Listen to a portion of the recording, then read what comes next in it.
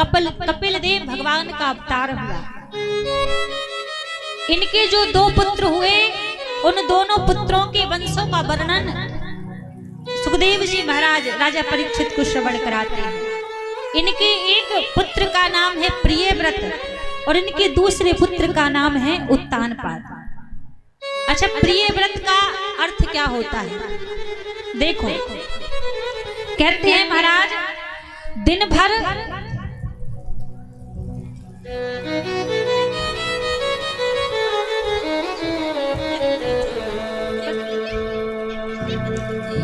बोलिए बांके बिहारी लाल की जय हो। दीपू जी कहते हैं महाराज केवल मात्र व्रत करना ही व्रत नहीं कहलाता कि हमने सोच लिया कि आज सोमवार है तो हम दिन भर आज कुछ नहीं खाएंगे तो मानो हमारा व्रत हो गया। वास्तविक सबसे पहले व्रत का अर्थ समझिए कि व्रत का अर्थ क्या है। केवल मात्र भूखा रहना ही व्रत नहीं होता कि आप दिन भर से भूखे हैं तो आपने व्रत कर लिया। प्रिय का अर्थ होता है अच्छा, और अपने जीवन में किसी अच्छी प्रतिज्ञा को धारण करना ही प्रिय व्रत कहलाता है। यदि हमने अपने जीवन में किसी अच्छी प्रतिज्ञा को धारण कर लिया तो वही हमारे जीवन में सबसे अच्छा व्रत कहलाएगा, वही प्रिय व्रत है। आजकल देखो महाराज, व्रत भी बड़े अजीब तरीके के होते हैं। कैसे व्रत होते हैं? भोजन नहीं करेंगे, रोटी नहीं खाएंगे, क्यों? क्योंकि व्रत है। लेकिन महाराज सिपाड़ी जर्दा और गुटखा जरूर खाएंगे, उसका व्रत नहीं करेंगे और फिर बोलेंगे महाराज व्रत है। व्रत करना है तो गलत चीजों का त्याग करने का व्रत करो। विचार करो, आज मंगलवार है तो आज पूरे दिन भर मैं किसी से झूठ नहीं बोलूंगा। यदि आज मंगलवार है तो आज पूरे दिन भर मैं केवल मात्र सत्य का ही पालन करूंगा। व्रत करना है तो अच्छी चीजों को जीवन में धारण करके व्रत करो। अब भोजन का तो व्रत कर लिया कि महाराज व्रत है, आज हम भोजन नहीं करेंगे और बुराइयां कूट कूट के हृदय में भरी हैं, तो इससे बढ़िया है कि ऐसा व्रत तो आप ना ही करो तो ही बढ़िया है। क्योंकि भोजन का व्रत नहीं होता, व्रत बुराइयों का होता है। बुराइयों का त्याग करो तभी मानो कि महाराज हमने वास्तव में कोई व्रत किया है। आजकल व्रत तो बहुत करते हैं लेकिन दिखाने के लिए करते कि हमने व्रत किया है, तो वास्तव में व्रत नहीं कहलाता। क्योंकि प्रिय व्रत का अर्थ यही होता है कि अपने जीवन में अच्छी प्रतिज्ञा को धारण करना ही प्रिय व्रत कहलाता है। इनके दूसरे पुत्र का नाम उत्तानपाद। उत्तानपाद की 2 पत्नियां, एक का नाम सुनीति महारानी और दूसरी का नाम सुरुचि महारानी। अब पहले देखो, जब एक एक चीज का अर्थ समझ लोगे ना तब कथा समझ में आएगी। उत्तानपाद है कौन? उत्तानपाद कोई और नहीं है, हम आप ही उत्तानपाद हैं। हमारा मन उत्तानपाद है और हम सबकी 2 पत्नियां हैं। यहाँ पर सुरुचि का जो अर्थ कहा है वो है महाराज मनमुखी बुद्धि, और जो सुनीति है वो है शास्त्र की नीति। हम सबकी 2 पत्नियां हैं। विचार करना, कभी जीवन में यदि हम कोई गलत काम करने के लिए जा रहे हो, कोई गलत काम कर रहे हो, तो हमारे अंदर से कोई और नहीं कहेगा, अंदर से 2 आवाज आती है। एक मन कहता है महाराज ये गलत काम है, इसको मत करो। गलत करने से जो रोकती है ना वो सुनीति है, शास्त्र की नीति। शास्त्र गलत करने की आज्ञा नहीं देगा। फिर तुरंत ही मन से दूसरी आवाज आएगी, महाराज कर लो, कौन देख रहा है। और जब ये दूसरी आवाज आती है ना, यही सुरुचि है, मनमुखी नीति। अच्छा बिल्कुल सत्य बताना, हम बात किसकी मानते हैं? शास्त्र की नीति की बात मानते हैं, हम मनमुखी नीति की बात मानते हैं। शास्त्र की नीति की बात कोई नहीं मानता, मनमुखी नीति की ही बात मानेंगे। जो बोलेगी कर लो, कौन देख रहा है, उसी की बात मानेंगे। आज उत्तानपाद ने भी यही किया। सुरुचि ने कहा सुनीति को महल से बाहर निकाल दो तभी मैं यहाँ पर रहूंगी। उत्तानपाद ने सुनीति को घर से निकाल दिया। महाराज सुनीति महारानी गर्भवती थी। महल के बाहर एक वर्णकुटी बनाकर रहने लगी। सुनीति ने मन में विचार कर लिया कि मेरे गर्भ से जो बालक जन्म लेगा उसको मैं यशस्वी बनाऊंगी, तेजस्वी बनाऊंगी, संत बनाऊंगी। और वास्तव में यदि माँ चाहे तो अपने बच्चे को संत बना दे, अपने बच्चे को भक्त बना दे, और माँ चाहे तो अपने बच्चे को चोर डाकू लुटेरा बना दे, क्योंकि बालक का प्रथम गुरु उसकी माँ होती है। आपसे एक बात कहें, केवल संतान को पैदा कर देने से ही माँ बाप नहीं बन जाते कि संतान पैदा कर दी हम माँ बाप बन गए ना। संतान के प्रति माता पिता का कर्तव्य भी होता है। देखो वास्तव में माँ है कौन? कौन सी स्त्री माँ कहलाने योग्य है? मानस में बाबा तुलसीदास जी कहते हैं कि वास्तव में किस नारी को माँ हम कह सकते हैं? वास्तव में माँ है पुत्रवती जग सोई, पुत्रवती युवती जग सोई, पुत्रवती युवती जग सोई, पुत्रवती युवती जग सोई, रघुपति भगत जासु सुत होई, रघुपति भगति जासु सुत होई, पुत्रवती युवती जग सोई, पुत्रवती युवती जग सोई, रघुपति भगत जासु सुत होई, रघुपति भगति जासु सुत होई। पुत्रवती युवती जग सोई, जग में वही माँ पुत्रवती है। कौन?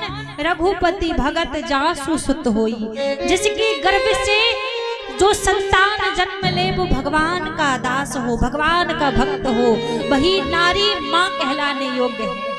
महाराज मलूकदास जी तो यहाँ तक कहते हैं कि मलूक सो माता सुंदरी जहाँ भगत अवतार, और बिना भगत बांझे भली जन्मी खग खरतार। यदि भक्त नहीं बनाया संतान को तो इससे बढ़िया तो बांझ ही भली है। बिना भगत बांझे भली जन्मी खग खरतार, वही माँ पुत्रवती है।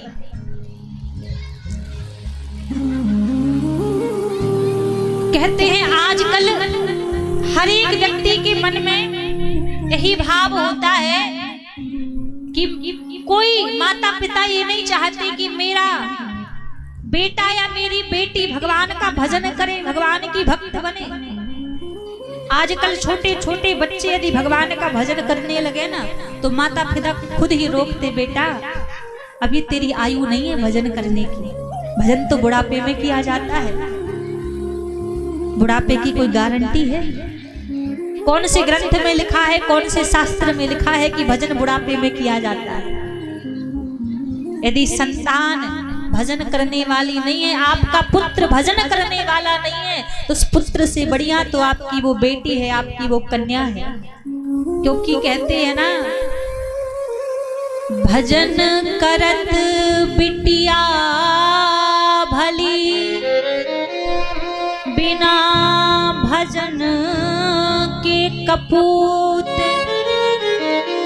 सबरी तो बैकुंठ गई, धुंधकारी भय भूत। भजन करत बिटिया भली, बिना भजन पुत्र कपूत। यदि बेटी भजन करती है तो 10 बेटों से अच्छी आपकी एक बेटी है। क्यों? भिलनी जाति में जन्म लिया था सबरी ने, लेकिन सबरी तो बैकुंठ गई और ब्राह्मण कुल में जन्म लेने के बाद भी धुंधकारी भय भूत। 10 बेटों को पैदा कर दिया, जन्म दे दिया, लेकिन भगवान का भक्त नहीं बना पाए। तो 10 बेटों से बढ़िया आपकी एक बेटी है जो केवल भगवान का भजन करती हो, जो आपको भगवान से जोड़ दे। लेकिन आजकल महाराज बेटी किसी को नहीं चाहिए, सबको बेटी चाहिए। किसी के यहाँ एक बेटी के अलावा दूसरी बेटी हो जाए, फिर देखो इधर माताजी मुंह फुला के डोल रही है, उधर पिताजी मुंह फुला के डोल रहे हैं। महाराज आजकल आप देखो किस क्षेत्र में बेटियां बेटों से कम है। एक बेटी जितना माता पिता के बारे में सोचती है ना, उतना एक बेटा माँ बाप के बारे में नहीं सोच सकता। अपना घर छोड़कर ससुराल भी चली जाती है बेटी, तो वहां जाकर भी माता पिता का ध्यान रखती है। यदि बेटा आपके घर में जन्म ले ले तो मानना सौभाग्य की बात है कि बेटे ने जन्म लिया। लेकिन यदि आपके घर में बेटी जन्म ले ले तो समझना अहोभाग्य आपके हैं कि आपके घर में बेटी ने जन्म लिया है। क्योंकि बेटियां घर की रोशनी होती है, आंगन की फुलवारी होती है बेटियां, जो आंगन को सजा के रखती है। जिन घरों में बेटियां नहीं होती, जरा उस घर के आंगन को जाके देख लो, कोई रौनक नहीं होती। और ये कभी विचार मत करो कि बेटी का जन्म हुआ है तो मुझे कमा के दहेज देकर इसका विवाह करना पड़ेगा। ये कभी मत भूलो, बेटी जब जन्म लेती है तो अपना भाग अपने साथ लेकर आती है। आप कुछ नहीं लगाते अपनी बेटी के लिए जो सोचो कि हमने लगा दिया। बेटी को जो आपने दिया है, जो आपने लगाया है, वो उसके भाग्य का था। वो अपना भाग अपने हाथ में लेकर आई थी। बेटा को आप बहुत करते हैं, लेकिन बेटी आपसे कुछ नहीं लेती, अपना भाग्य कर ही लेके जाती है। लेके जाती है अपने भाग्य का, आपको भी देके जाती है। कहते हैं ना, जिस घर में बेटी होती है ना, उस घर का बाप राजा होता है। फकीरों की औकात नहीं होती बेटियों को पालने की। जो लक्ष्मी स्वरूपा है वो राजा होता है जिसके घर में बेटी जन्म लेती है। इसलिए कभी बेटा और बेटी में भेद मत किया करो। जितना बेटी आपके लिए कर देगी ना, उतना बेटा नहीं कर पाएगा।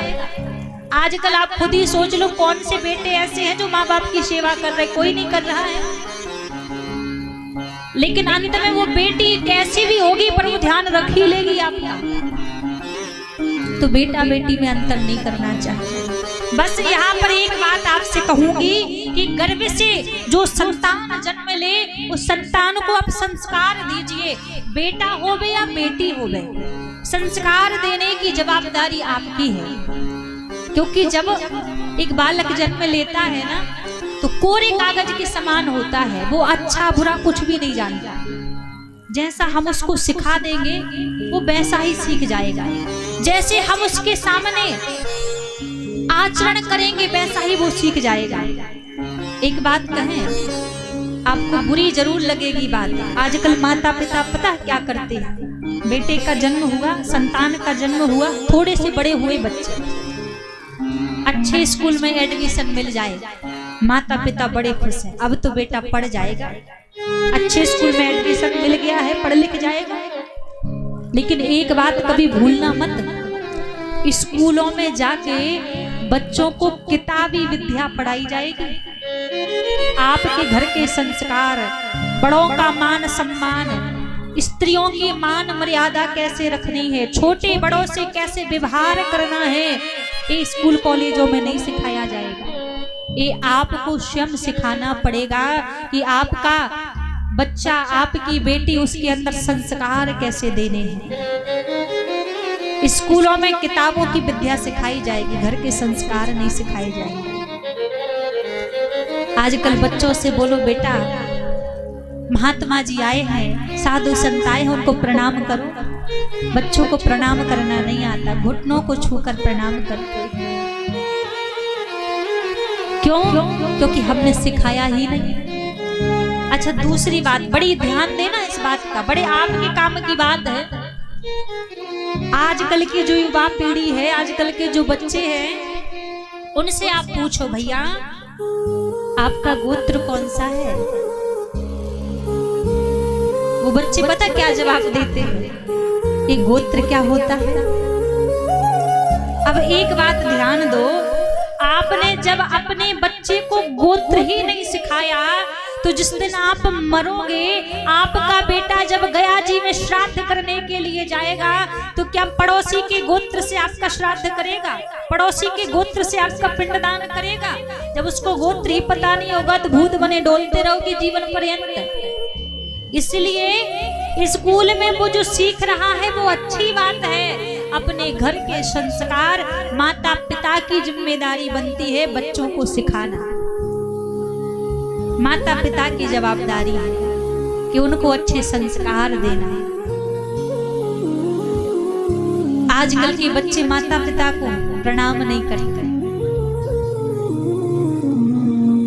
अलग फैशन चल गया है ना आजकल। क्या अब पहले का समय पता क्या था, जब कोई व्यक्ति मिले, कोई भी व्यक्ति आए तो उससे हाथ जोड़कर जय श्री राम करते थे, राधे राधे करते थे। आजकल लोग क्या करते, हाय हेलो करते हैं। किसी ने यदि जय श्री राम कर लिया, राधे राधे कर लिया तो बोलेंगे भैया ये ओल्ड फैशन है। जय श्री राम करना, राधे राधे करना ये फैशन नहीं है, ये हमारी सनातन संस्कृति है। ये हाय हेलो करना ये विदेशियों की दी हुई भेंट है जो आज तक संभाल के रखी है, और जो हमारे संतों ने परंपरा रीति सिखाई है वो तो हम भूल के बैठे हैं। शुद्ध बुद्ध ही नहीं है। आजकल के बच्चों को हनुमान चालीसा याद नहीं है, उनको रामायण की एक चौपाई भी याद नहीं, उनसे कुछ पूछ लो उनको याद नहीं होगा। इतना तो अपने बच्चों को सिखा दो कि जीवन में जब भी कोई संकट का समय आए तो कम से कम वो भगवान को याद तो कर सके, इतना तो उनको सिखा दो। आजकल के बच्चों को कुछ नहीं आता। 18 पुराण के उनसे नाम पूछ लो, उनको नाम नहीं पता होंगे। तो ये गलती किसकी है, ये हम आपकी गलती है, क्योंकि हमने सिखाया नहीं कभी। महाराज आप अपने बच्चों को संस्कार दोगे तो वो सही मार्ग पर चलेंगे, आपका नाम रोशन करेंगे। और आप ही संस्कार नहीं दोगे तो आजकल 15-16 साल के बच्चे बीड़ी पीते हैं, सिगरेट पीते हैं, मदिरापान करते हैं। क्यों? कभी माता पिता ने रोका ही नहीं। जब पहली बार कोई गलती करे 2 थप्पड़ लगा के उसको रोको, कि वो दोबारा गलती करेगा तो 10 बार सोचेगा कि घर में पता चलेगा। जब एक गलती करे बच्चा तभी उसको रोक देना चाहिए, दोबारा वो गलती करने के बारे में सोचेगा ही। तो महाराज हमारा कर्तव्य है कि बच्चों को हमें संस्कार कैसे देना है।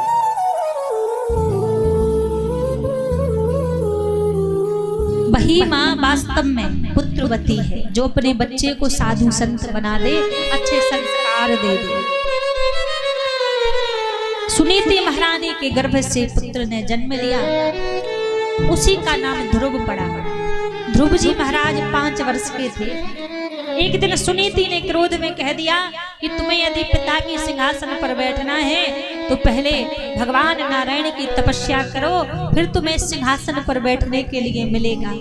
5 वर्ष के हैं ध्रुव जी, जंगल में चले गए माँ की आज्ञा लेके भगवान को प्राप्त करने के लिए। नारद जी ने ध्रुव जी को गुरु मंत्र दिया, और जैसे ही नारद जी ने गुरु मंत्र दिया, 5 महीने उस गुरु मंत्र का जाप किया। जाप करने के पश्चात 5 महीने में भगवान नारायण ने ध्रुव जी के ऊपर कृपा की। लौट कर ध्रुव जी आ गए। फिर आगे अनेकों चरित्र सुखदेव जी महाराज राजा परीक्षित को श्रवण करा रहे हैं। देखिए भगवान की कथा कभी समाप्त नहीं होती, ना कभी पूरी होती है। प्रसंग इतने हैं और समय बहुत छोटा सा है, समय बहुत कम है, पता ही नहीं चलता कब समय निकल जाए। और हमारी फिर ये आदत भी नहीं है कि हम कोई बात छेड़ दें, उसको बिना समझाएं फिर हम आगे कथा में निकल जाएं। तब तक लगता है कि इसको अच्छे से समझा ना दें, तब तक दूसरा प्रसंग ना उठाएं। हरि अनंत, हरि कथा अनंता, भगवान की कथा अनंत है। और आज महाराज ठाकुर जी को भी बुलाना है हमें, तो थोड़ा थोड़ा हम कथाओं को स्पर्श करते हुए भगवान के प्रागट्य की ओर चलेंगे। यहाँ ध्रुव जी महाराज का बड़ा सुंदर चरित्र सुखदेव जी ने राजा परीक्षित को श्रवण कराया। आगे इन्हीं के वंश में कई भक्त हुए। पृथु महाराज की कथा राजा परीक्षित ने श्रवण की। पृथु महाराज जिनके नाम से धरती का नाम, इसका नाम पहले वसुंधरा था, इस पृथ्वी का नाम। और जब पृथु महाराज का राज आया तो उनके नाम से इस वसुंधरा का नाम पृथ्वी पड़ा। आगे जड़ भरत का प्रसंग सुखदेव जी महाराज ने राजा परीक्षित को श्रवण कराया। फिर भगवान के बड़े ही प्रिय भक्त श्री प्रहलाद जी महाराज का चरित्र सुखदेव जी महाराज ने राजा परीक्षित को सुनाया। जो लोग कहते हैं ना कि हम भगवान की भक्ति करते हैं तो जीवन में दुख आते हैं, संकट आते हैं, महाराज जितना दुख जितना संकट प्रहलाद जी महाराज के जीवन में आया है, उतना दुख उतना संकट कभी किसी भक्त के जीवन में नहीं आया होगा। कयाधु के गर्भ से प्रहलाद जी महाराज ने जन्म लिया हिरण्यकश्यपु के घर में। प्रहलाद जी महाराज छोटे से थे, इनका मन तो महाराज गर्भ से ही भगवान में लग चुका था। भगवान नारायण का भजन करते थे। एक बार हिरण्यकश्यपु को पता चल गया कि मेरा पुत्र तो मेरे शत्रु का नाम लेता है। प्रहलाद जी को समझाया कि देखो तुम आज से मेरे शत्रु का नाम मत लेना, नारायण का नाम मत लेना। यदि नारायण का नाम लोगे तो मैं तुम्हें छोड़ूंगा नहीं, मार दूंगा। लेकिन कहते हैं ना कि जिसके ऊपर एक बार प्रभु के नाम का रंग चढ़ जाए, तुलसी कारी कावर पर चढ़े न दूजो रंग। जिसके ऊपर इस कारे श्याम सुंदर का रंग चढ़ जाए, दुनिया का रंग फिर उसके ऊपर नहीं चढ़ता है। बहुत प्रयास किया हिरण्यकश्यपु ने, लेकिन प्रहलाद जी ने भगवान का नाम नहीं छोड़ा। विद्यालय से लेकर आए, एक काल कोठरी में बंद कर दिया हिरण्यकश्यपु ने प्रहलाद जी को कि कुछ दिन काल कोठरी में रहेगा तो अपने आप भगवान को भूल जाएगा। काल कोठरी में प्रहलाद जी रहे, लेकिन वहां भी भगवान का नाम नहीं भूले। अब तो पहाड़ से फेंकवा दिया हिरण्यकश्यपु ने कि ऐसे पुत्र से अच्छा तो ये मर जाए जो मेरे शत्रु का नाम भजता है। पहाड़ से फेंकवाया, भगवान ने गोदी में झेल लिया, गोदी में ले लिया। विष पिलाया नन्हे से प्रहलाद जी को, 7 वर्ष की आयु है, विष भेज दिया। भगवान ने हंसते हंसते प्रहलाद जी ने उस विष का भी सेवन कर लिया। भगवान ने उस विष को अमृत में बदल दिया। अब तो हिरण्यकश्यप बड़ा परेशान है कि तो मारे से भी नहीं मरता है, करूं तो क्या करूं। तभी हिरण्यकश्यपु की बहन होलिका आई, बोली भैया आप चिंता मत करो, मुझे ब्रह्मा के द्वारा एक चुनरी मिली है, जिस चुनरी को ओढ़ के मैं अग्नि में बैठ जाऊंगी तो मुझे कुछ नहीं होगा, लेकिन तुम्हारा ये शत्रु प्रहलाद जलकर भस्म हो जाएगा। होलिका ने ऐसे ही किया, चुनरी को ओढ़ा और आग की लपटों में होलिका बैठ गई। लेकिन क्या हुआ महाराज, एक हवा का झोंका आया तो सबसे पहले वो चुनरी उड़कर दूर जाके गिरी और उस आग की लपटों में होलिका तो जलकर भस्म हो गई। उस जलती हुई आग में प्रहलाद जी भगवान का नाम गा रहे। अब तो हिरण्यकश्यपु ने देखा कि बहन भी मर गई, फिर भी इसको कुछ नहीं हुआ। बड़ा क्रोध आया, तलवार लेकर सामने आए, देख आज तुझे नहीं छोड़ूंगा, बता कहाँ है तेरा नारायण। सामने एक अग्नि खंभ लगा था, उस खंभे के ऊपर एक चींटी जा रही थी। पूरे भरोसे के साथ प्रहलाद जी ने कह दिया, पिताजी ये जो चींटी जा रही है इसमें भी मेरा नारायण है। और क्रोध में आकर जैसी हिरण्यकश्यपु ने खंभे के ऊपर प्रहार किया, खंभे को फाड़कर नरसिंहदेव भगवान प्रकट हो गए। बोलिए नरसिंहदेव भगवान की। भगवान नरसिंह का रूप बनाकर प्रकट हो गए, जिनका मुख तो सिंह का है, शेर का है, पूरी देह मानव की है। हिरण्यकश्यपु के साथ युद्ध करने लगे। युद्ध करते करते सायंकाल की बेला हो गई। दहलीज पर जाकर भगवान बैठे, हिरण्यकश्यपु को गोदी में लिटा लिया और बोले आज तुझे नहीं छोड़ूंगा। हिरण्यकश्यपु कहता है आप मुझे नहीं मार सकते। क्यों? मुझे ब्रह्मा के द्वारा वरदान मिला है, ना दिन में मरूं ना रात में मरूं, ना बाहर मरूं ना भीतर मरूं, ना ऊपर मरूं ना नीचे मरूं, ना अस्त्र से मरूं ना शस्त्र से मरूं, ना नर से मरूं ना किसी जानवर से मरूं, 12 महीनों में कभी ना मरूं और ब्रह्मा की बनाई किसी वस्तु से ना मरूं। मुझे वरदान मिला है। भगवान बोले इतना ही मिला है ना, देख ना ये दिन है ना ये रात है, सायंकाल की बेला है। ना तू बाहर है ना तू भीतर है, तू घर की दहलीज पर है, ना ही तू ऊपर है ना ही तू नीचे है, तू मेरी गोदी में है। और भगवान ने कहा देख ना तुझे अस्त्र से मारूंगा ना तुझे शस्त्र से मारूंगा। भगवान ने दोनों हाथों के नाखून बढ़ा लिए और भगवान ने कहा देख ना मैं नर हूं ना मैं जानवर हूं। भगवान ने नरहरि का रूप बनाया था और भगवान बोले देख तुझे वरदान है कि 12 महीनों में कभी ना मरूं। मैंने 13वां महीना परसोत्तम माह खास तेरे लिए ही बनाया है और ब्रह्मा मुझे नहीं बनाता, मैं ब्रह्मा को बनाता हूँ। आज भगवान ने हिरण्यकश्यपु का वध कर दिया, उद्धार कर दिया। और जैसे हिरण्यकश्यपु का उद्धार किया, भगवान का क्रोध शांत नहीं होता। सारे देवी देवता कांप रहे हैं, डर रहे हैं। नारद जी ने प्रहलाद से कहा बेटा तुम भगवान के पास जाओ, तुम्हारे कारण प्रभु ने विराट रूप बनाया है, तुम ही भगवान का क्रोध शांत करो। अब पहले तो लक्ष्मी जी को भेजा था। लक्ष्मी जी बोली अरे मैं तो तत्क्षण भगवान का क्रोध शांत कर दूंगी। आरती की थाली लेकर लक्ष्मी जी आई, लेकिन कैसे आ रही थी? लक्ष्मी जी आ रही थी भगवान का मुखमंडल देखते हुए। और भगवान ने मुख किसका बनाया है? सिंह का, शेर का। जैसी लक्ष्मी जी पास में आई, भगवान ने एक दहाड़ लगाई, थाली फेंककर भाग गई। अरे वो मेरा पति नहीं है, वो तो कोई शेर है, सिंह है। लौट कर चली गई। तब प्रहलाद जी से कहा कि आप जाओ। अब प्रहलाद जी कैसे जा रहे हैं? प्रहलाद जी भगवान के चरणों की ओर देखते हुए जा रहे हैं। जैसे चरणों की ओर देखते हुए गए, भगवान ने प्रहलाद को गोदी में ले लिया। जिस प्रकार एक गाय बछड़े को चाट कर दुलार करती है ना जीभ से, आज नरसिंह देव भगवान अपनी जीभ से प्रहलाद जी को चाट रहे हैं, दुलार कर रहे हैं। कहते हैं बेटा मुझे क्षमा कर दे, तूने बड़े कष्ट सहे हैं, मैंने आने में देरी कर दी। प्रहलाद जी बोले प्रभु आपने देरी नहीं की आने में, मैंने आपको बुलाने में देरी कर दी। भगवान बोले वरदान मांगो, क्या चाहिए? प्रहलाद जी ने कहा वरदान देना चाहते हो तो एक वरदान दे दो, मेरे मन में कभी भी कुछ मांगने की इच्छा ही उत्पन्न ना हो। क्योंकि जो सच्चे भक्त होते हैं वो भगवान से कुछ मांगते नहीं है। यहाँ पर देखो दर्शन करने की विधि क्या है भगवान की, यहाँ पर प्रहलाद जी महाराज सिखाते हैं। हम मंदिर में जाते हैं ना, तो हम मंदिर में कैसे दर्शन करते हैं भगवान के? ध्यान दीजिएगा, हम सीधे जाते हैं और सीधे भगवान के मुख कमल को देखते हैं, मुखमंडल को देखते हैं।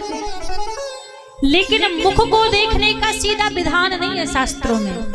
शास्त्रों में भगवान के दर्शन का विधान है कि सबसे पहले भगवान के चरणों के दर्शन करने चाहिए, उसके बाद भगवान के कटी प्रदेश के दर्शन करने चाहिए, उसके बाद भगवान के मुखमंडल के दर्शन करने चाहिए। ये दर्शन करने का विधान है। ऐसा क्यों? क्योंकि हमारे जो ठाकुर जी है ना बड़े चतुर हैं। भगवान के चरणों में वो सामर्थ्य है कि जो व्यक्ति भगवान के चरण कमलों को देखता है, सन्मुख होए जीव मोहे जब हो। जब भगवान के सन्मुख चरणों के निकट जीव जाता है ना, उसी क्षण जन्मों जन्मांतरों के पाप मिट जाते हैं भगवान के चरणों को देखते हैं। लेकिन भगवान चतुर हैं, इतने सुंदर बन के बैठते हैं कि सामने जब व्यक्ति जाए वो मुख के अलावा चरणों को देख ही ना पाए, क्योंकि चरणों को देख लेगा तो पाप मुक्त हो जाएगा। इसलिए भगवान अपने मुखमंडल पे ही उसको अटका के रखते हैं कि मुख को ही देखता रह जाता है, चरणों को देख ही नहीं पाता। लेकिन दर्शन का विधान यही है, पहले चरणों को देखो, फिर उधर अंग को देखो, फिर मुखमंडल के दर्शन करो। ये प्रभु के दर्शन का विधान है। और देखिए कहते हैं जो भगवान ने नरहरि का रूप बनाया, नरसिंह भगवान का रूप बनाया, जब भी आप कोई शुभ काम कर रहे हो, कोई धर्म का कार्य कर रहे हो, तो धर्म का कार्य कर रहे हो या तीर्थ यात्रा पर आप जा रहे हैं, तो ये विधान है कि आप जब अपने घर से निकले तो आप नरसिंह देव भगवान का ध्यान करके अपने घर से निकले, क्योंकि भक्ति के मार्ग में आने वाले संकट का हरण करते हैं नरसिंह देव भगवान। तो आप कोई भी शुभ कार्य करें, मान लीजिए आप 7 दिन के लिए इस यज्ञ में बैठ रहे थे, तो पहले आप नरसिंह देव भगवान का ध्यान कर ले, प्रभु मैं यज्ञ में तो बैठ रहा हूँ, लेकिन 7 दिन मेरे भली भांति अच्छे से बीत जाए, कोई विघ्न बीच में ना आए। तो महाराज पक्की बात है, आपके जीवन में कोई विघ्न नहीं आ सकता, क्योंकि विघ्नों का हरण करने वाले हैं नरसिंह देव भगवान। दूसरी बात ध्यान दीजिएगा, जो हमारे भैया जी लोग गाड़ी वाहन चलाते हैं ना, आजकल बड़ा सुनने को मिलता है, बड़े एक्सीडेंट होते हैं, रात में निकले एक्सीडेंट हो गया। तो जो गाड़ी वाहन चलाते हैं वो एक चीज याद रखिएगा, या तो याद कर लीजिए, या फिर कथा लाइव चल रही है तो बाद में कथा को सुन के चौपाई लिख लीजिएगा। मानस की एक चौपाई है, आप यदि गाड़ी वाहन चलाने के लिए घर से बाहर निकल रहे हैं तो आप इस चौपाई को बोलकर अपने घर से निकलिए, कभी आपका एक्सीडेंट नहीं हो सकता। चौपाई है, चलत विमान कुलाहल होई, जय रघुवीर कहें सब कोई। आप किसी भी गाड़ी वाहन की यात्रा कर रहे हैं, यदि आप ड्राइवर हैं तो महाराज इस चौपाई को बोलकर आप गाड़ी को चलाइए, कभी आपका एक्सीडेंट नहीं हो सकता। दूसरी चीज और कहते हैं ना, अब कई लोगों को पता है नहीं बोलते हैं, पर हमारे शास्त्रों के एक एक शब्द, एक एक चौपाई महामंत्र के बराबर है। जो लोग ज्यादा बीमार रहते हैं, बड़े कष्ट हैं जीवन में, एक बीमारी जाती नहीं दूसरी आ जाती है, तो महाराज एक चौपाई आप यहाँ से लिख कर जाइए।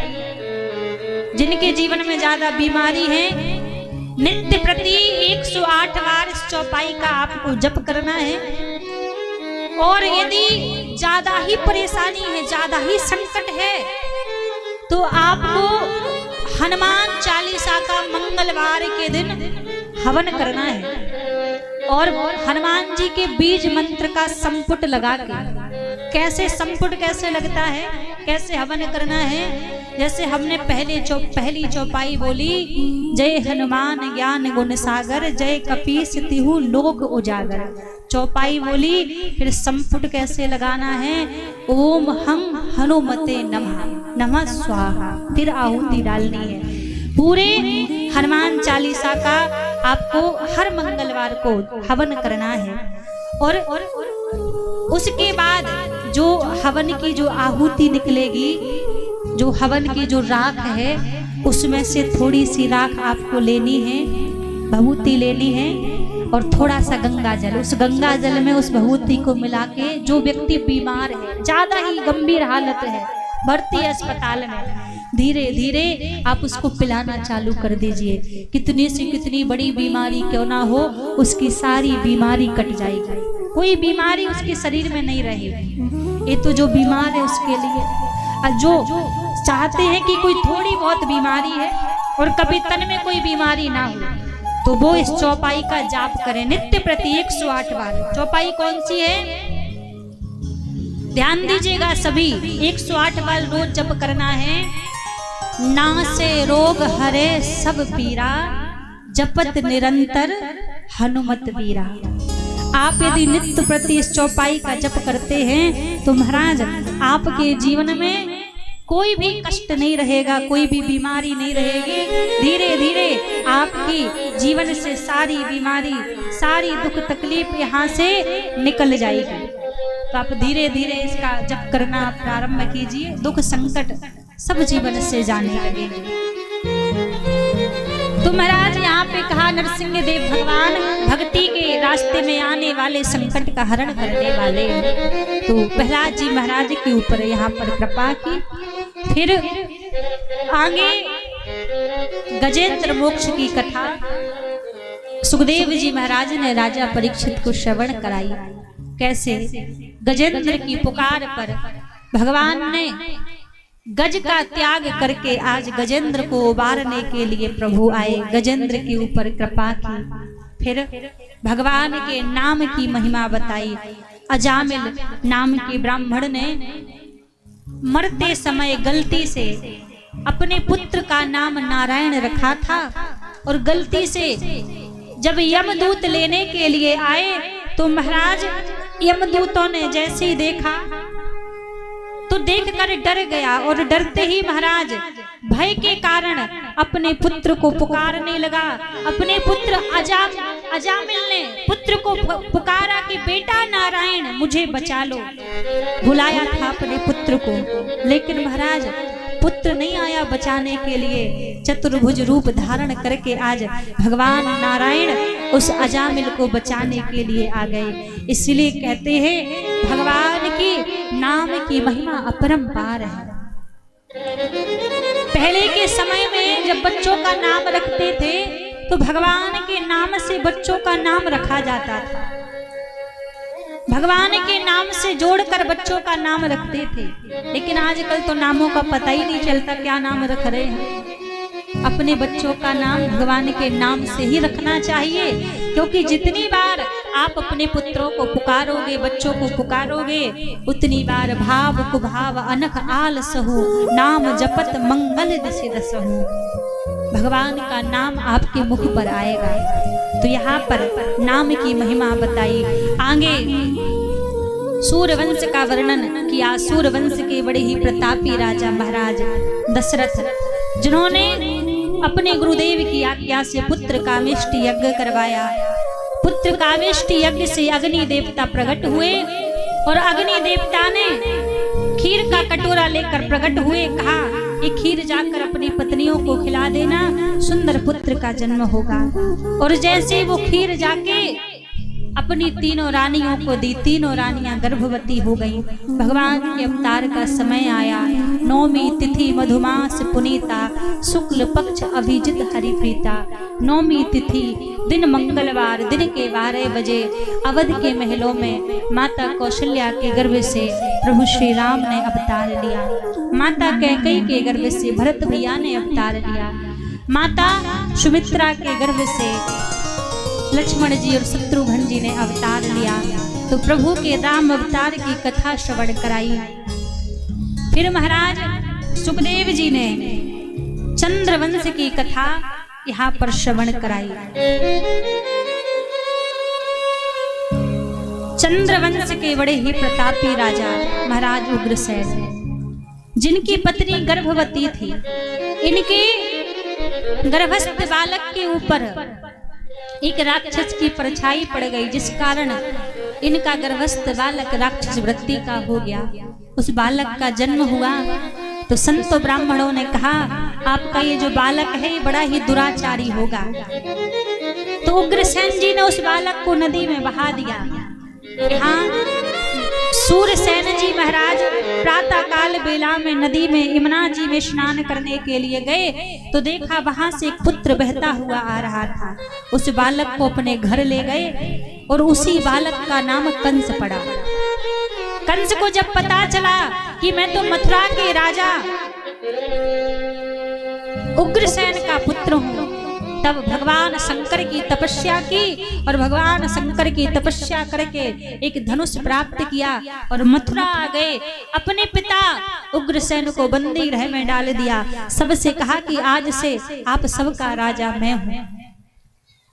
यहाँ कंस की एक चचेरी बहन थी जिनका नाम था देवकी। देवकी का विवाह वसुदेव जी के साथ कर दिया और विदाई देने के लिए जा रहा था। उसी समय आकाशवाणी हुई, अरे कंस, जिस देवकी को इतने प्रेम के साथ विदा कर रहा है, इसी देवकी का अष्टम गर्भ तेरा काल होगा। जैसे सुना तो देवकी वसुदेव को बंदी गृह में डाल दिया। प्रथम पुत्र का जन्म हुआ उसको मार दिया, वध कर दिया। एक एक करके कंस ने 6 पुत्रों को मार दिया। सप्तम गर्भ में श्री बलराम जी महाराज आए और आज भगवान की माया के द्वारा बलराम जी को माता रोहिणी के गर्भ में स्थापित करा दिया।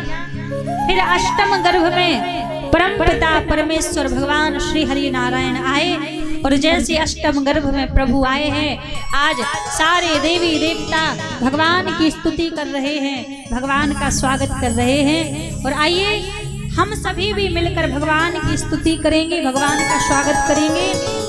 कौन कौन चाहता है भगवान जल्दी से हमारे बीच में अवतार लेकर आ जाएं? हाथ ऊपर करके जो चाहते हैं सभी भगवान का स्वागत करेंगे।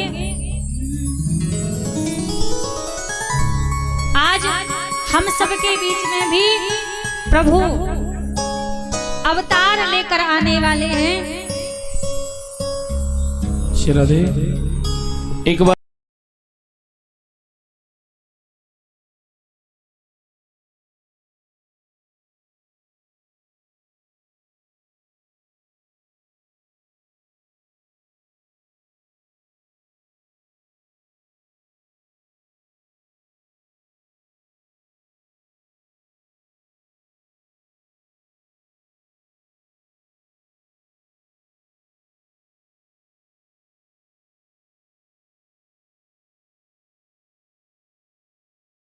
सभी के बीच में ठाकुर जी आ रहे हैं, सभी ठाकुर जी का स्वागत करेंगे। आइए सभी लोग मिलकर स्वागत करेंगे प्रभु का, दोनों हाथ पर खड़े करके सभी। स्वागतम कृष्णा सुस्वागतम कृष्णा, स्वागतम कृष्णा सुस्वागतम कृष्णा, स्वागतम कृष्णा सुस्वागतम कृष्णा, स्वागतम कृष्णा सुस्वागतम कृष्णा, स्वागतम सुस्वागतम शरणागतम कृष्णा। एक बार जोरदार जयकारा बोलो नंद के लाला की जय हो।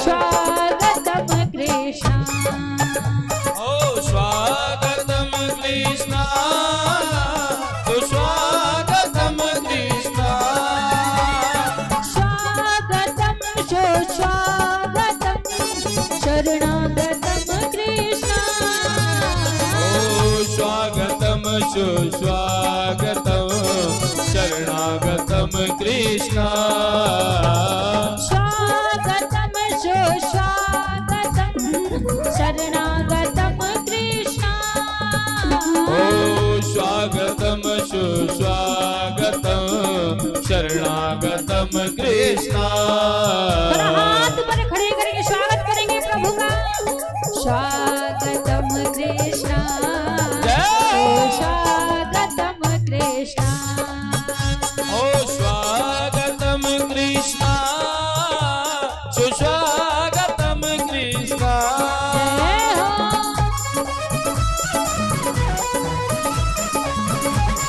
नंद के लाला की कृष्ण कन्हैया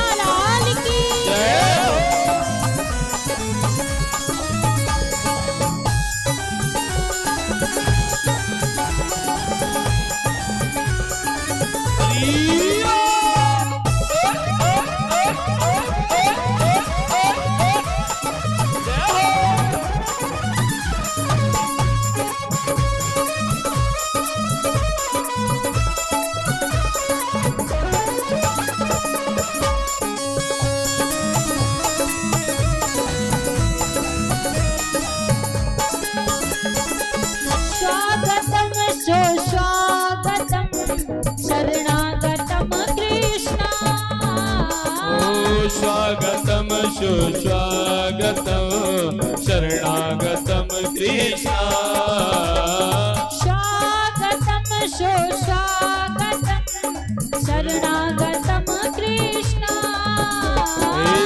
स्वागतम सुस्वागतम शरणागतम कृष्णा स्वागतम कृष्णा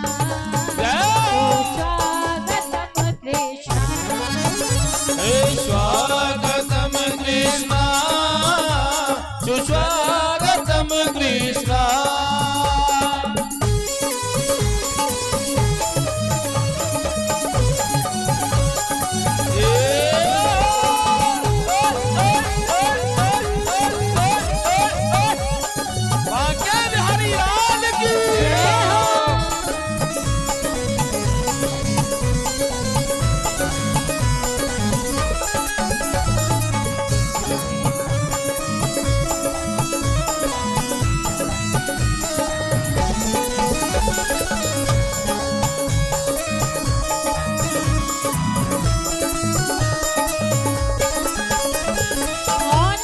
कौन कौन चाहता है प्रभु जल्दी से आप सभी के बीच में आ जाएं आपको दर्शन देने के लिए?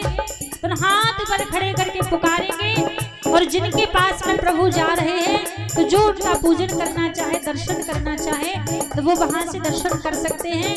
बाकी के दोनों हाथ पर खड़े करके प्रभु को बुलाएंगे। आ जाओ हरि आ जाओ, आ जाओ हरि आ जाओ, आ जाओ प्रभु आ जाओ, आ जाओ हरि आ जाओ। मेरा छोटा सा संसार हरि आ जाओ एक बार। मेरा छोटा सा संसार हरि आ जाओ एक बार। मेरा छोटा सा परिवार हरि आ जाओ एक बार। मेरा छोटा सा परिवार हरि आ जाओ एक बार।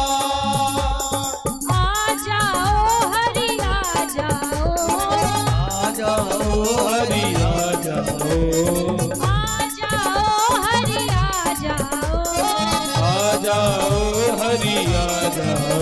दुख दुखिया करे पुकार हरि आ जाओ एक बार। एक दुखिया करे पुकार हरि आ जाओ एक बार। मेरा छोटा सा परिवार जय हो। हरि आ जाओ एक बार। मेरा छोटा सा परिवार हरि आ जाओ एक बार।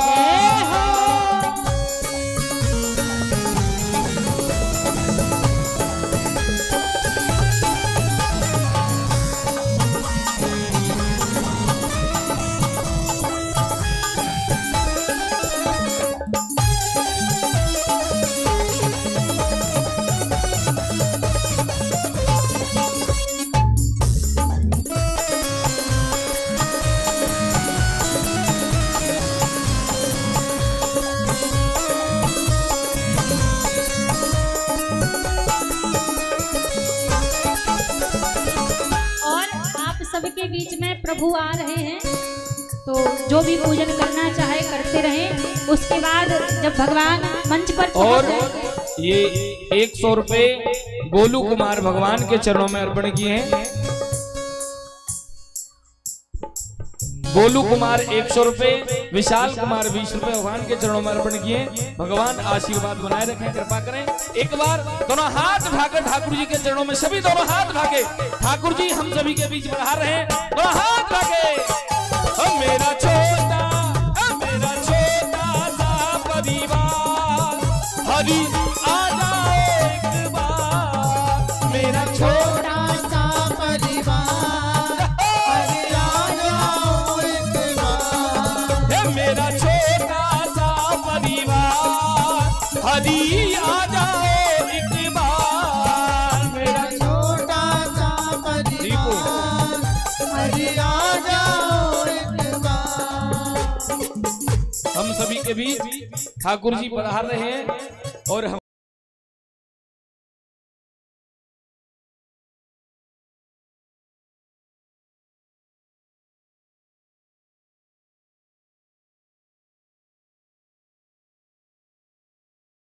कृष्ण कन्हैया लाल की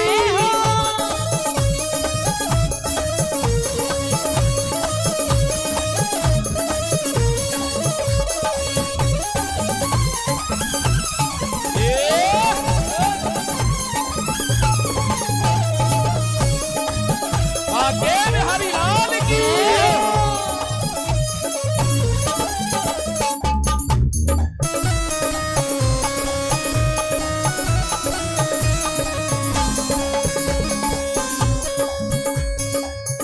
घनश्याम मुरारी मधुसूदन, घनश्याम मुरारी मधुसूदन, घनश्याम मुरारी मधुसूदन, हे घनश्याम मुरारी मधुसूदन, आ जाओ अब मेरे मोहन, हे आ जाओ अब मेरे मोहन, आ जाओ अब मेरे मोहन, आ जाओ अब मेरे मोहन। मैं तो ठाड़ी मैं तो ठाड़ी भुजा पसार, हरि आ जाओ एक बार, मैं तो ठाड़ी भुजा पसार, हरि आ जाओ एक बार। मेरा छोटा सा परिवार, हरि आ जाओ एक बार, ये मेरा छोटा सा परिवार, हरि आ जाओ एक बार। हरि आ जाओ, हरि आ जाओ, हरि आ जाओ, हरि आ जाओ। ऐसे नहीं दो हाथ ऊपर खड़े करके व्याकुल हृदय से प्रभु को पुकारते हुए सीधे सीधे हाथ करके सभी हरि आ जाओ, हरि आ जाओ, हरि आ जाओ, हरि आ जाओ, हरि आ जाओ, हरि आ जाओ, हे हरि आ जाओ, हरि आ जाओ। मेरा छोटा सा संसार, हरि आ जाओ एक बार, हे मेरा छोटा सा परिवार, हरि आ जाओ एक बार।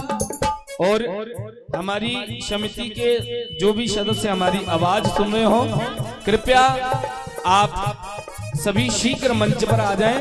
अब ठाकुर जी के जन्म उत्सव को आप हम सभी मनाएंगे बड़े धूमधाम से। ये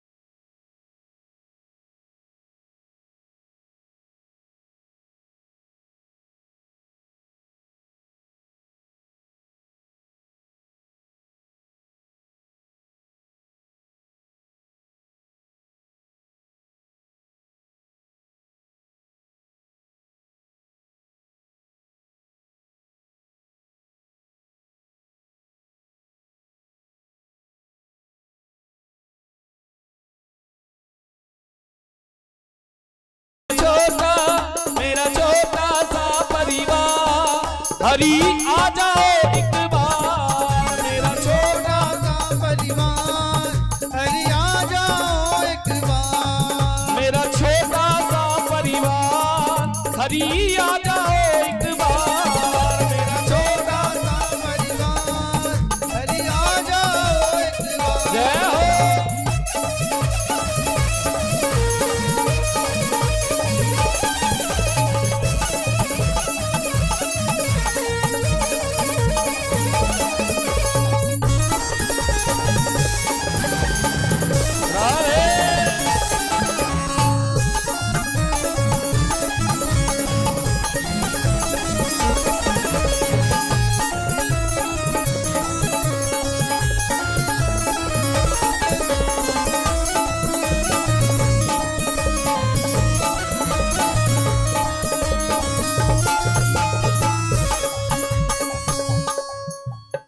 राधे।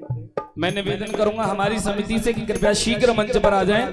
हमारे समिति के जो भी सदस्य मेरी आवाज सुन रहे हो वो सभी शीघ्र मंच पर आएंगे। आप हम सभी मिलकर बड़ी धूमधाम से आज ठाकुर जी के जन्म उत्सव को मनाएंगे। आप सभी शीघ्र आए।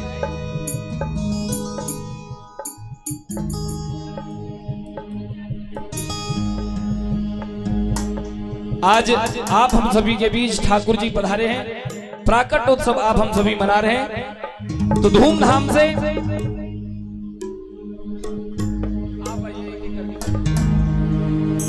तिलक कराइए।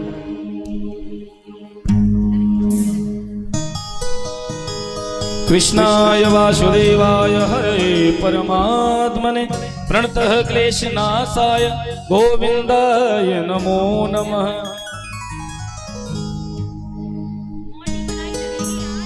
आज लाला को जन्म भयो है, ऐसे नहीं काम चलेगो। ये जो भी मंच पे आ रहा है चप्पल उतार के, कोई भी बिना चप्पल पहन के नहीं आएगा। और हमारे राहुल जी की तरफ से 100 रुपए भगवान की बधाई। एक बार जोरदार ताली बजाएं। अरे मैया ताली तो बजा लो ने के। हाँ, जोरदार ताली बजाइए। राहुल जी की तरफ से 100 रुपए ठाकुर जी की बधाई। बोल वृंदावन बिहारी लाल की जय।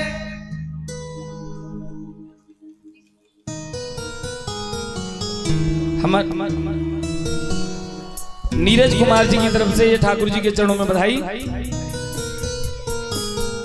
तारमेल राय जी की तरफ से भी ठाकुर जी के चरणों में बधाई अर्पण हुई। एक बार जोरदार ताली बजाएं सभी के लिए।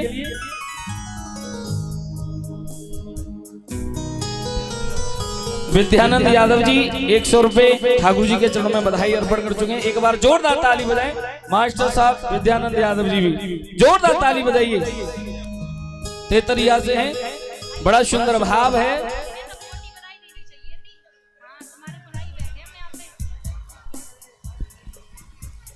जो पूजन करते चल रहे हैं। जयराम राय जी 20 रुपए बधाई दे रहे हैं। ठाकुर जी कृपाएं।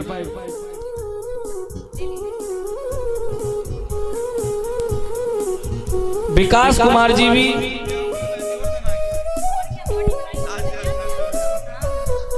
विकास कुमार जी की तरफ से भी बड़ी सुंदर बधाई। थोड़ी देर बाद बेटा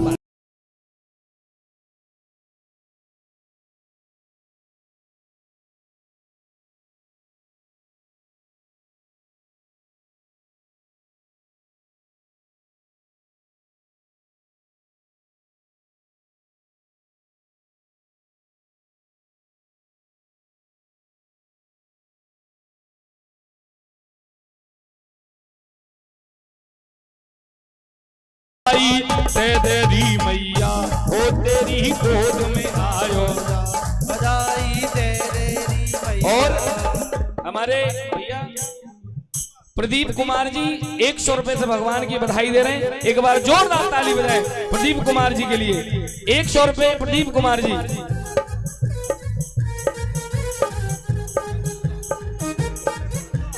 नकुल शाह जी ये 50 रुपए से भगवान की बधाई दे रहे हैं। एक बार जोरदार ताली बजाएं नकुल शाह जी के लिए 50 रुपए।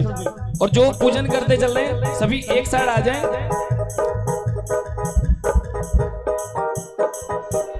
मनोज कुमार रोशन जी 50 रुपए से भगवान की बधाई दे रहे हैं। इनके लिए भी एक बार जोरदार ताली बजाएं। बोले नंद के लाला की, कृष्ण कन्हैया लाल की। मनोज कुमार यादव पूर्व पंचायत समिति ग्राम पंचायत मोथावाड़ी से 100 रुपए भगवान के चरणों में बधाई दे रहे हैं। एक बार जोरदार ताली बजाइए इनके लिए भी। सभी जोरदार ताली बजाएं। बोले नंद के लाला की। विनोद कुमार यादव जी 105 रुपए। विनोद कुमार यादव जी भगवान के चरणों में 105 रुपए अर्पण कर रहे हैं। इनके लिए भी जोरदार ताली बजाएं। ठाकुर जी खूब कृपा करें, आशीर्वाद बनाए रखें।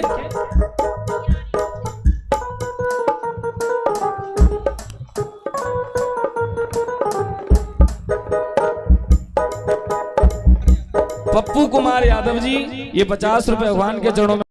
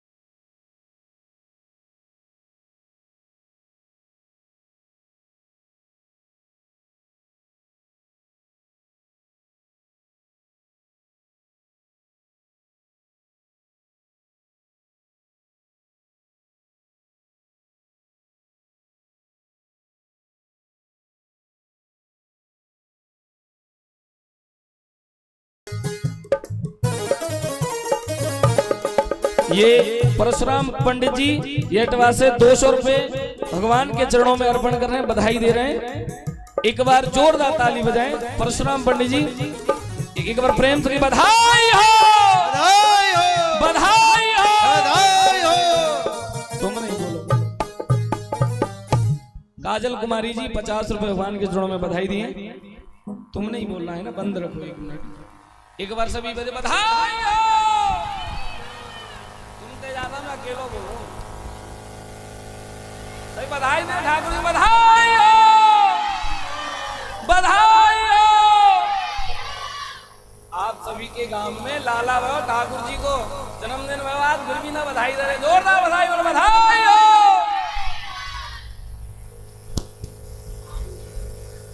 बुढ़न साजी बनर झोप से 110 रुपए भगवान के चरणों में अर्पण किए। ठाकुर जी कृपा करें, खूब आशीर्वाद बनाए रखें। जितने भी दानदाता हैं सभी पर ठाकुर जी अपना आशीर्वाद, अपनी कृपा सभी के उनके परिवार पर सभी खूब आशीर्वाद कृपा करें। कौन कौन बधाई देना चाहता है ठाकुर जी को? दोनों हाथ उठा करके, जिन्हें मंच पर आकर देनी है वो मंच पे दें, बाकी सभी दोनों हाथ उठा करके दीजिए। हो तेरी गोद में आयो लाल बधाई दे तेरी मैया, हो तेरी गोद में आयो लाल बधाई दे तेरी मैया, तेरी गोद में आयो लाल बधाई दे तेरी मैया, तेरी गोद में आयो लाल बधाई दे तेरी मैया, दे तेरी मैया बधाई दे तेरी मैया, हो दे तेरी मैया बधाई दे तेरी मैया। ये महेश पंडित जी 105 रुपए भगवान के चरणों में अर्पण किए। ये छोटा बाबू 50 रुपए भगवान के चरणों में अर्पण किया। एक बार जोरदार ताली बजाइए। 100 रुपए महेश पंडित जी। रमेश कुमार जी ये 100 रुपए भगवान के चरणों में अर्पण किए, बधाई दे रहे हैं ठाकुर जी को। एक बार जोरदार ताली बजाएं रमेश कुमार जी। देवू यादव जी 120 रुपए भगवान के चरणों में बधाई अर्पण कर रहे हैं। एक बार इनके लिए भी खूब खूब आशीर्वाद ठाकुर जी कृपा करें, आशीर्वाद बनाए रखें। हो तेरी गोद में आयो लाल बधाई दे तेरी मैया, हो तेरी गोद में आयो लाल बधाई दे तेरी मैया, हो दे तेरी मैया बधाई दे तेरी मैया, हो दे तेरी मैया बधाई दे तेरी मैया। और ये 50 रुपए मनुराज जी ये 50 रुपए भगवान के चरणों में बधाई दे रहे हैं। ठाकुर जी कृपा करें, आशीर्वाद बनाए रखें। और दादाजी 25 रुपए भगवान के चरणों में बधाई दिए, खूब कृपा करें, आशीर्वाद। जनार्दन जी ये 25 रुपए भगवान के चरणों में अर्पण किए। त्रिवेणी राय जी 30 रुपए भगवान के चरणों, 50 रुपए भगवान के चरणों में अर्पण किए। ठाकुर जी आशीर्वाद बनाए रखें, खूब कृपा करें। हो तेरी गोद में आयो लाल बधाई दे तेरी मैया, तेरी गोद में आयो लाल बधाई दे तेरी मैया, हो दे तेरी मैया बधाई दे तेरी मैया, दे तेरी मैया बधाई दे तेरी मैया। और ये अंजन ठाकुर जी 100 रुपए भगवान के चरणों में बधाई दिए हैं। ठाकुर जी कृपा करें, आशीर्वाद बनाए रखें। अब जिन्हें भी आना है कृपया शीघ्र आ जाए 5 मिनट में, उसके बाद में प्रसाद होगा।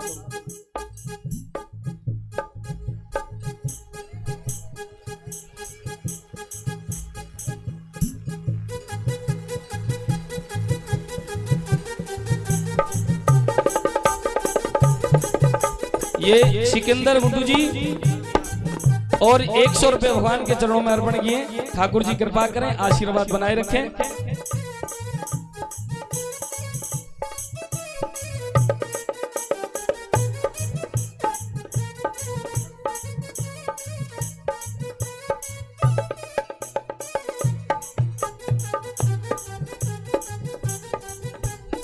एक एक करके आप सभी को प्रसाद ले लीजिए ठाकुर जी का। ये 100 रुपए सरस्वती देवी जी ठाकुर जी की बधाई अर्पण कर रही हैं। ठाकुर जी कृपा करें, आशीर्वाद बनाए रखें। शिवम कुमार भगवान के चरणों में बधाई अर्पण किए। ठाकुर जी कृपा करें। आप एक एक करके पहले प्रसाद ले लीजिए, उसके बाद फिर उत्सव प्रारंभ करेंगे। जिन्हें भी बधाई देने आना है वो आप सभी भी बधाई देने के लिए ऊपर आ सकते हैं। जिनका अभाव हो सभी आ रही है, प्रसाद ले लीजिए। हो तेरी गोद में आयो लाल, बधाई दे देरी मैया। तेरी गोद में आयो लाल, बधाई दे देरी मैया। हो दे देरी मैया, बधाई दे देरी मैया। हो दे देरी मैया, बधाई दे देरी मैया। हो झूले, हो झूले, ए झूले पलना मेरी गोपाल, बधाई दे देरी मैया। झूले पलना में गोपाल, बधाई दे देरी मैया। और ये रूपेश कुमार जी भगवान के चरणों में बधाई अर्पण किए। ठाकुर जी कृपा करें, आशीर्वाद बनाए रखें। थोड़ा थोड़ा पीछे हो जाए, हमें पता है थोड़ा सा छोटा है ये, कोई बात नहीं। थोड़ा थोड़ा पीछे हो जाइए, आप सभी नीचे आ जाइए। आप थोड़ा सा पीछे हो जाइए, आप सभी नीचे आ जाइए। देखिए आनंद केवल ठाकुर जी की कृपा से मिलता है। ये बिकने वाला सौदा नहीं है, जाना नहीं है किसी को, सभी यहाँ आइए। ये बिकने वाला सौदा नहीं, मिलेगा तो भरपूर मिलेगा, नहीं तो भरी महफिल में सुनसान लौट के चले आओगे। इसीलिए हमारी सारी समिति यहाँ आ जाओ आगे, आप भी सभी आइए, यहाँ आइए आगे। हाँ, सभी अब ठाकुर जी के उत्सव में आनंद लेंगे। कुछ ही समय में हम सभी के बीच पूज्य महाराज श्री भी पधार रहे हैं। सभी आ जाएं आगे और एक बार दोनों हाथ उठाइए, सभी दोनों हाथ उठा के। जिन्हें ठाकुर जी के जन्म की खुशी हो सभी दोनों हाथ उठा के कहें, हो तेरी गोद में आयो लाल, बधाई दे देरी मैया।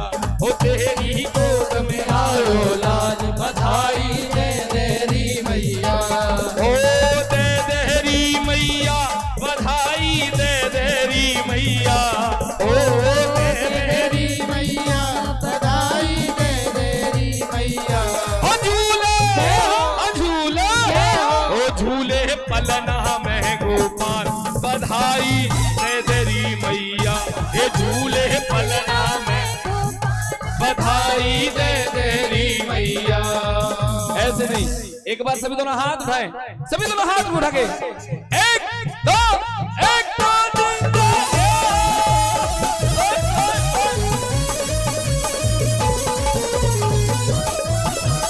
बधाई।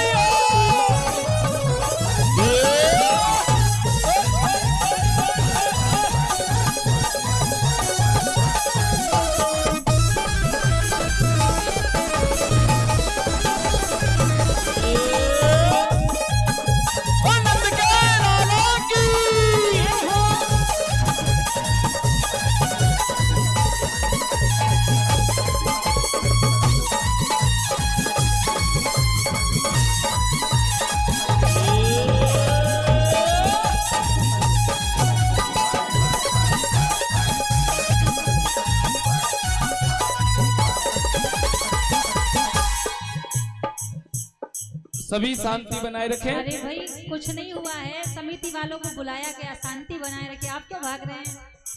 सभी दोनों हाथ उठा करके आनंद लें, सभी दोनों हाथ उठा के। जिन्हें ठाकुर जी के जन्म की बधाई, दोनों हाथ उठा करके। देखिए सभी लोग दोनों हाथ पर खड़े करके आनंद लेंगे। वहाँ कुछ नहीं हुआ, समिति वालों को बुलाया, आप ऐसे जा रहे भाग के। दोनों हाथ पर खड़े करके सभी भगवान के प्रागट का आनंद लेंगे। बोलिए बाल कृष्ण भगवान की।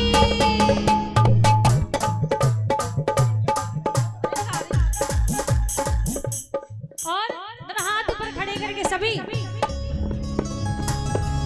दीवाना बना दिया हमें, मस्ताना बना दिया। दीवाना बना दिया हमें, मस्ताना बना दिया। दीवाना बना दिया हमें, मस्ताना बना दिया।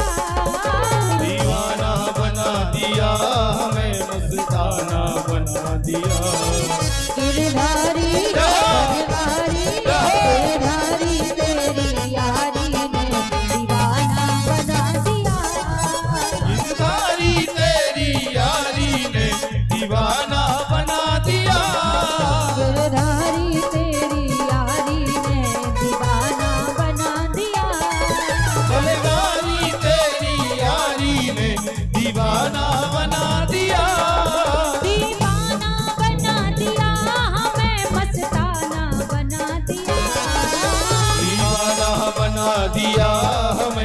मस्ताना बना दिया। ऐसे नहीं, कौन कौन ठाकुर जी के नाम का दीवाना है? और हाथ पर खड़े करके गिरधारी बनवारी गिरधारी तेरी यारी ने दीवाना बना दिया। गिरधारी तेरी यारी ने दीवाना बना दिया। बनवारी तेरी यारी ने दीवाना बना दिया। बनवारी तेरी यारी ने दीवाना बना दिया। जय हो, आनंद लेते हैं सभी।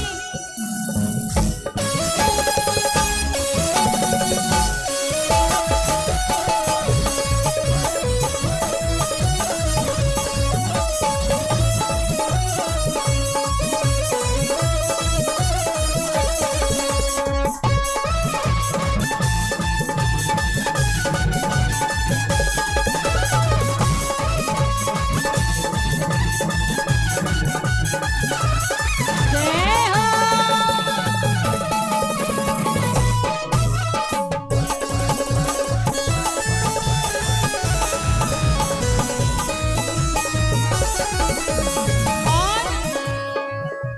कौन कौन ठाकुर जी के नाम का पागल है? कौन कौन है? अच्छा, जिनके नीचे हाथ है वो समझदार है। देखो, दुनिया में जितने लोग हैं सब किसी ना किसी चीज के पागल हैं, लेकिन इनमें से सच्चा पागल एक ही है। कोई पागल है धन दौलत का, कोई पागल बेटे नारी का। कोई पागल बेटे नारी का, कोई पागल बेटे नारी का। संसार में कोई धन का पागल है, कोई दौलत का पागल है, कोई बेटे का, कोई नारी का, लेकिन इनमें से सच्चा पागल एक ही है। कोई पागल है धन दौलत का, कोई पागल बेटे नारी का, पर सच्चा पागल वो ही है जो पागल बांके बिहारी का। जो पागल बांके बिहारी का, जो पागल बांके बिहारी का। हम पागल हम पागल हम पागल हैं, पागल वृंदावन धाम के। हम पागल हैं, पागल वृंदावन धाम के। हम पागल हैं, पागल वृंदावन धाम के। हम पागल हैं, पागल वृंदावन धाम के। जय हो।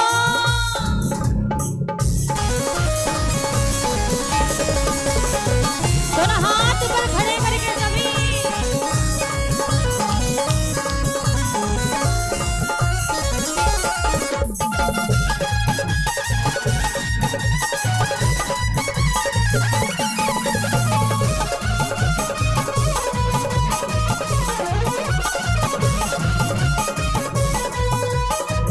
अच्छा, एक बात, दोनों हाथ ऊपर खड़े करके सच सच बताना, भगवान के सामने झूठ मत बोलना। नाचना किस किस को आता है? सीधे सीधे हाथ करके बताना। सबको नाचना आता है, तो फिर किस चीज का इंतजार कर रहे हो नाचने के लिए? कोई आमंत्रण आएगा, निमंत्रण आएगा? दुनिया के सामने नाचते हो तो 84 में नाचना पड़ता है। जो भगवान के सामने नाचता है तो उधर नहीं नाचना पड़ता। अब देखो, नाचना आने के बाद जो नहीं नाच रहा है, सभी के लिए क्या? उनके पाँव में लग जाए ताला, वृंदावन वाला सबा मन वाला, जो कान्हा जी को नाचना दिखाए। में लग जाए ताला, सदा मन वाला, जो कान्हा जी को नाचना दिखाए। उनके पाँव में लग जाए ताला, वृंदावन वाला सबा मन वाला, जो कान्हा जी को नाचना दिखाए। पाँव में लग जाए ताला, सदा मन वाला, जो कान्हा जी को नाचना दिखाए। 1 2 3 4।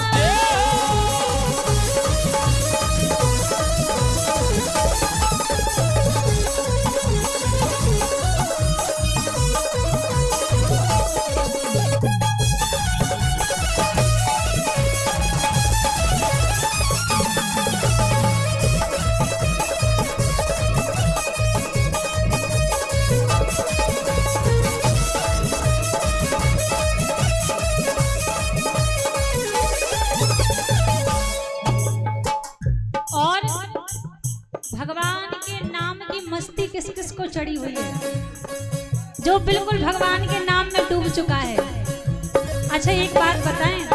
संसार में पीते तो सभी हैं, कोई मंदिरालय जाकर पीता, कोई कहीं जाकर पीता है, लेकिन जहां आप खड़े हो ना, यहाँ पीने की जरूरत नहीं पड़ती, वैसे भगवान के नाम का नशा चढ़ जाता है। तो किस किस को राधा रानी के नाम का नशा चढ़ा हुआ है, दोनों हाथ पर खड़े करके बताएंगे, सीधे सीधे हाथ करेंगे। जिसको सच में राधा रानी के नाम का नशा चढ़ा हुआ है, तो क्या कहेंगे दुनिया वालों से? मुझे चढ़ गया, मुझे चढ़ गया, मुझे चढ़ गया राधा रंग रंग, मुझे चढ़ गया राधा रंग, मुझे चढ़ गया राधा रंग रंग, मुझे चढ़ गया राधा रंग, मुझे चढ़ गया राधा रंग रंग, मुझे चढ़ गया राधा रंग, मुझे चढ़ गया राधा रंग रंग, मुझे चढ़ गया राधा रंग, मुझे चढ़ गया राधा रंग रंग, मुझे चढ़ गया राधा रंग, मुझे चढ़ गया राधा रंग रंग, मुझे चढ़ गया राधा रंग। जय हो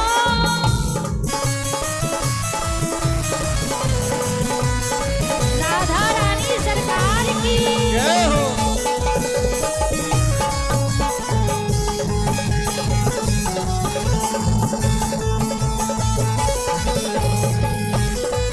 बांके बिहारी लाल की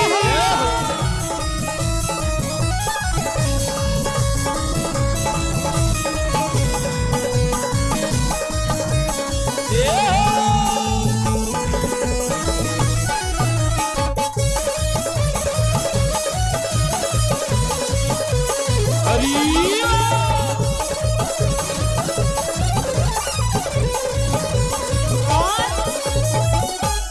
ये जो दरबार है ना, यहाँ कैसे पिलाई जाती है भगवान के नाम की मस्ती? कैसे? दोनों हाथ ऊपर खड़े करके कहेंगे, जो राधे राधे गाता है, राधे राधे गाता है, जो राधे राधे गाता है, जो राधे राधे गाता है। पिए जहो पिए जहो। भैया, साउंड वाले भैया, अरे भैया नेक हमारी तरफ देख लो, गला पकड़ रहा है। दोनों हाथ ऊपर खड़े करके, सीधे सीधे हाथ। बिन पिए बिन पिए बिन पिए नशा चढ़ जाता है, जो राधे राधे गाता है, बिन पिए नशा चढ़ जाता है, जो राधे राधे गाता है। बिन पिए नशा चढ़ जाता है, जो राधे राधे गाता है, बिन पिए नशा चढ़ जाता है, जो राधे राधे गाता है। जो राधे राधे गाता है, राधे राधे गाता है, जो राधे राधे गाता है। जो राधे राधे गाता है। अच्छा देखो, थोड़ा सा कैमरे से भैया इस तरफ होके, थोड़ा सा कैमरे से साइड में हो जाए, और दोनों हाथ ऊपर खड़े करके, फिर बस 2 मिनट और, उसके बाद आरती की ओर चलेंगे। श्री राधे गर्दा उड़ाई दिए, वाह। एक बार प्रेम से श्री राधे राधे राधे वाह। ओ भैया लीला ना है रे दादा, ए भाई नहीं ये कथा ही रही। एक बार दोनों हाथ उठा के सभी मस्ती में, जो राधा रानी के हो दोनों हाथ उठा के, ए हम हाथ उठा कर कहते हैं, हम हो गए राधा रानी के। हम हाथ उठा कर कहते हैं, हम हो गए राधा रानी के। ए हम हाथ उठा कर कहते हैं, हम हो गए राधा रानी के। हम हाथ उठा कर कहते हैं, हम हो गए राधा रानी के। ए हम हो गए राधा रानी के। हम हो गए राधा रानी के। हम हो गए राधा रानी के। हम हो गए राधा रानी के। कौन कौन हुआ दोनों हाथ उठा करके? अरे मैया तुम भी भैया के नाए जो हुए हम दोनों हाथ उठा के मस्ती में, तनी करता और दोनों हाथ लगे। ए हम हाथ उठा कर कहते हैं, हम हो गए राधा रानी के। हम हाथ उठा कर कहते हैं, हम हो गए राधा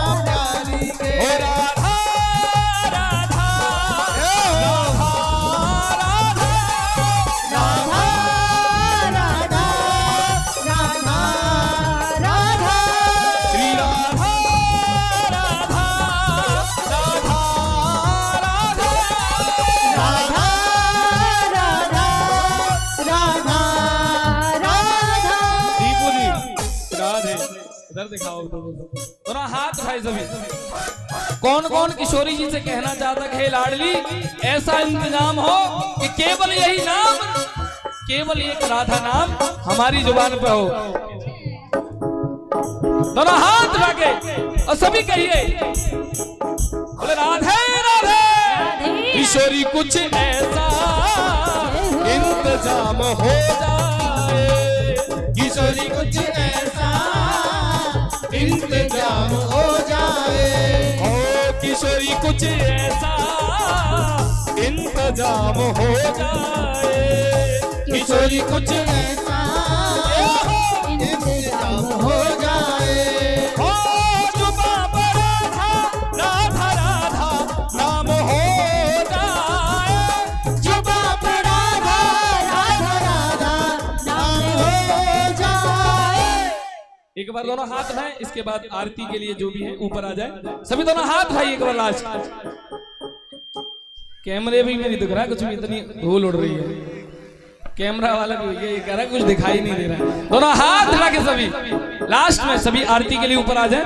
हे किशोरी कुछ ऐसा इंतजाम हो जाए, किशोरी कुछ ऐसा इंतजाम हो जाए, हे जय राधे जय राधे राधे श्री राधे, जय राधे जय राधे राधे श्री राधे, ओ जय राधे श्री राधे, जय राधे श्री राधे, ओ जय राधे श्री राधे, जय राधे श्री राधे।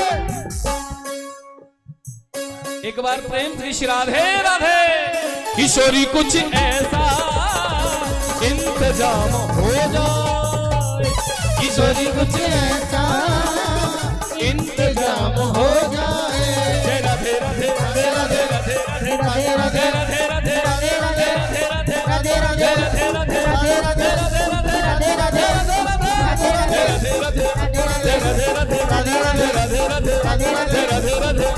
राधे राधे राधे जय जय श्री राम।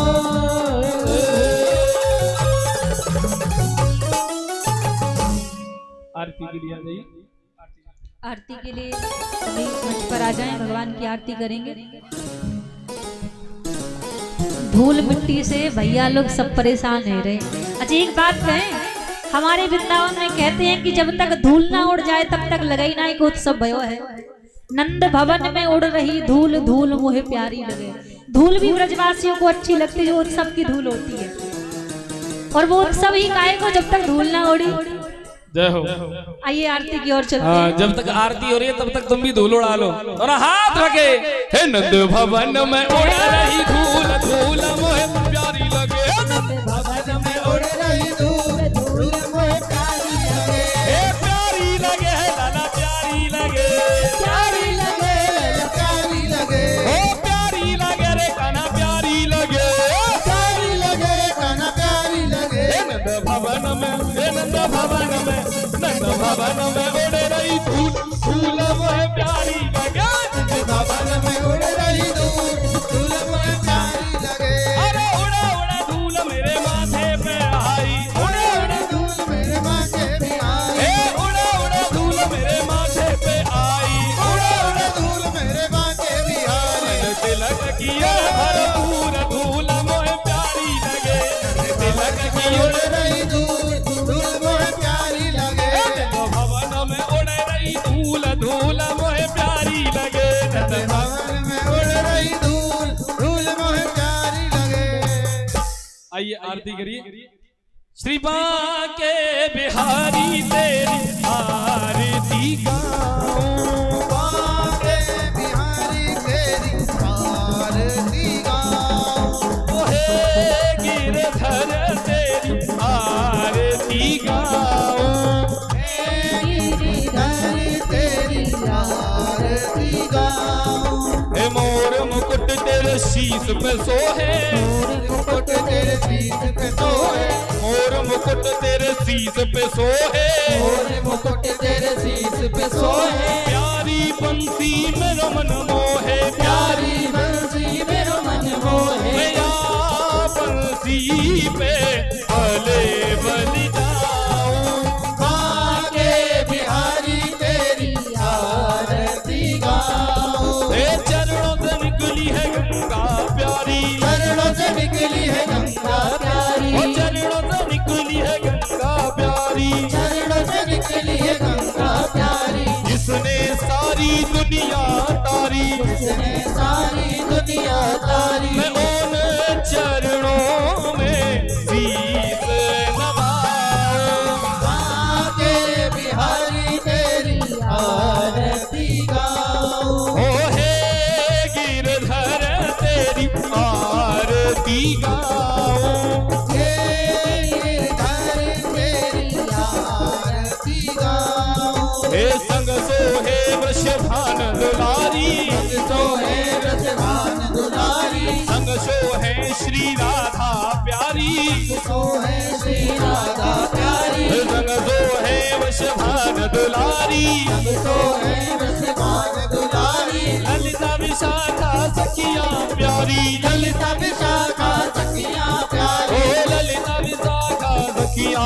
प्यारी, ललिता विशाखा सखिया प्यारी। मैं वास सदा वृंदावन पाऊं, माँ के बिहारी तेरी आरती गाऊं। ओ हे गिरधारी तेरी आरती गाऊं, हे गिरधारी तेरी आरती गाऊं। हे व्यास दास के नाथ आप हो, व्यास दास के नाथ आप हो, दुख दुख जीवन साथ आप हो, दुख दुख जीवन साथ आप हो। मैं युगल छवि के दर्शन पाऊं, माँ के बिहारी तेरी आरती गाऊं। कर्पूर गौरम करुणावतार संसार सारम दुर्गेन्द्र सदा वसंतम हृदयारविंदे भवं भवानी सहितं नमामि। और हम सभी के बीच पूज्य आचार्य चरण आचार्य श्री जयदेव जी महाराज का आगमन हो चुका है। थोड़ा जगह करेंगे, ये थोड़ा जगह करें। पूज्य महाराज श्री हम सभी के बीच पधार चुके हैं। एक बार जोरदार तालियों से स्वागत करें पूज्य महाराज श्री का। बोले आचार्य श्री जयदेव जी महाराज की जय हो। आचार्य श्री जयदेव जी महाराज की जय हो। श्री बांके बिहारी तेरी आरती गाओ, माँ के बिहारी तेरी आरती गाऊं। एक बार सभी जोरदार जयकार लगा बोलो जय श्री राम, जय श्री राम, जय श्री राम। जय श्री ये जो आप आनंद देख रहे हैं पूज्य महाराज श्री की कृपा और सानिध्य है। ये संतों की कृपा से ये आनंद मिलता है। संत कृपा भगवंत कृपा सत कहा है किसने। एक बार सभी दोनों हाथ उठा करके कहिए, हो श्री राम के भक्तों ने ये दरबार सजाया है। ये दीपू जी, श्री राम के भक्तों ने आज इतना गर्दा उड़ा दिया कि हमारे जो कैमरा वाले भैया वो कह रहे हैं कि बस देखो ही ना मेरी तरफ, इतना धूल हो गया है। एक बार दोनों हाथ उठाकर पूज्य महाराज श्री के लिए और हमारी समिति के लिए कहें, श्री राम के भक्तों ने ये दरबार सजाया है और वो आचार्य जयदेव जी ने, आचार्य जयदेव जी ने भगवान हराया है। आचार्य जगदेव जी ने भगवान हराया है। आचार्य जयदेव जी ने भगवान हराया है। आचार्य जगदेव जी ने भगवान हराया है। ओ श्री राम के भक्तों ने ये दरबार सजाया है। श्री राम के भक्तों ने दरबार सजाया है। ओ प्रभु राम के भक्तों ने ये मेला लगाया है। प्रभु राम के भक्तों ने दरबार सजाया है।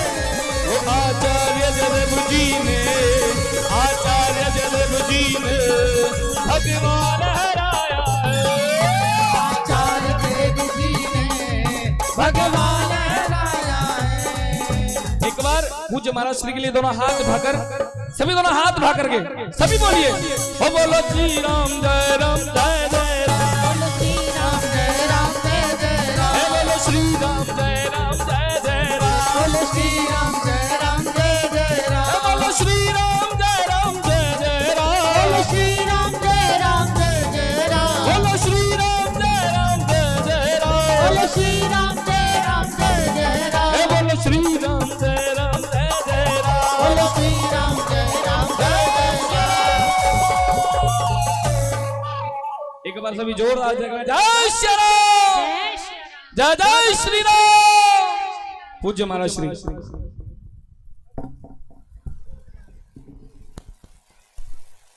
ओम जय श्री राधे श्याम। भाई बहनों, परमपिता परमात्मा के अपार आशीर्वाद के साथ आज पंचम दिवस महायज्ञ का बड़ी उत्साह उल्लास के साथ अभी हमारे गौरा से धुरैया के पावन धरती से आ रहे चल करके और केड़िया से ही भीड़ देख रहे हैं। जैसे केड़िया से गाड़ी घोड़ी मेरी और लंबी कतार, कुछ लोग आ रहे कुछ लोग जा रहे। इससे पहले भी हम केड़िया से आते थे तो केड़िया से जब घुसते थे एक चट्टी आते थे, कोई नहीं मिलता था रास्ता में, एक लोग नहीं